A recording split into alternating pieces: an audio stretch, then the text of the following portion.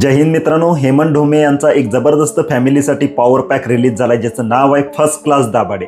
खरोखर हा चित्रपट मी जर एका शब्दात जर याचं रिव्ह्यू करायचं झालं तर मस्त, एकदम आवडलेला पिक्चर असं मी म्हणेन।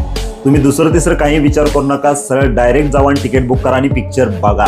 चित्रपटाची कथा साधी आणि सिंपल आहे। आता हेमंत ढोमे यांनी हे यासाठीच प्रसिद्ध आहेत, एक साधीशी थीम उचलतात आणि ते 2 तास आपल्याला मनोरंजन देतात। यांचा पहिलेचे कुठलेही पिक्चर घ्या तुम्ही, आता त्यातलं तुम्ही झिम्मा घ्या किंवा कुठलाही पिक्चर घ्या, त्याचं वैशिष्ट्यच हे असतं, एकदम हलकी फुलकी स्टोरी असते जी आपलीशी वाटणारी असते। सेम तसंच आहे फर्स्ट क्लास दाभाडेमध्ये। आता 3 भावंड आहेत, छोट्याचं लग्न आहे, त्या निमित्तानं सगळे एकत्र येतात आणि एकत्र आल्यानंतर गप्पा गोष्टी रंगतात, त्याच्यामधून आवडी निवडी जुळवून घेणं, मग जे काय रुसवे फुगवे आणि मग ती फॅमिली कशी एकत्र असते आणि एकीमध्ये ताकद असते, हेच या पिक्चरमधून आपल्याला बघायला मिळतं। थोडेसे वेगळे 1-2 पॉईंट याच्यामध्ये मांडलेले आहेत, पण ते पण थोडंसं आपण काय म्हणतो, समाजाला थोडंसं ज्ञान पाजवण्याची गोष्ट केलेली आहे। पण प्रत्येक पिक्चरमधून मेसेज द्यायची गरज असतेच असं नाही। एखादा पिक्चर मनोरंजन, फुल मनोरंजन, चला एवढं असू शकतं। चित्रपटाची स्टोरी तर तेवढंच आहे, लग्नाचा समारंभ, त्यासाठी एकत्र आलेली फॅमिली। आता बाकी ऍक्टिंग बद्दल बोलायचं झालं तर खरोखर अमेय वाघ, सिद्धार्थ चांदेकर, क्षितिज ओक, 3 तिरकुट ना जबरदस्त। म्हणजे यांच्या ऍक्टिंग बद्दल बोलायला काही म्हणजे शब्दच नाही आहेत, सगळ्यांचं काम उत्तम आहे।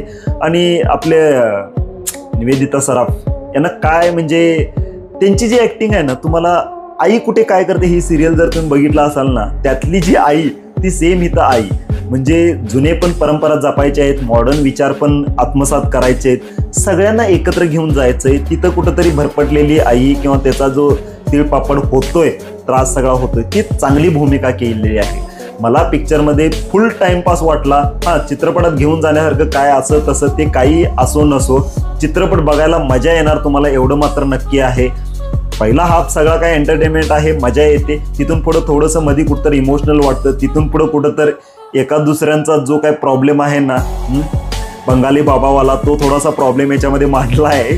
तो काय आहे तो तुम्ही पिक्चरमध्येच बघा। ओव्हरऑल चित्रपट चांगला आहे, बघण्यासारखा आहे, एकदा अवश्य जाऊन बघा। निगेटिव्ह गोष्टींबद्दल बोलायचं झालं तर कुठंतरी मध्ये थोडासा जरा स्ट्रेच झाल्यासारखा वाटतो। म्हणजे चित्रपटाची जी लांबी आहे 2 तास 36-37 म्हणजे 40 मिनिटं, 2.5-3 तासापर्यंत जातोय तो, 2.5 ते 2.5-3 तासाचा। तितका करण्यापेक्षा 2 तास 10-5 मिनिटं एवढा केला असता तर ठीक होतं, पण बाकी चित्रपटात वाईट असं काही नाहीये। आत्ता मराठी पिक्चर ना खरोखर हा चांगला आहे, एकदा तुम्ही अवश्य जाऊन बघा, तुमचे पैसे वाया जाणार नाही, एवढंच मी तुम्हाला सांगेन।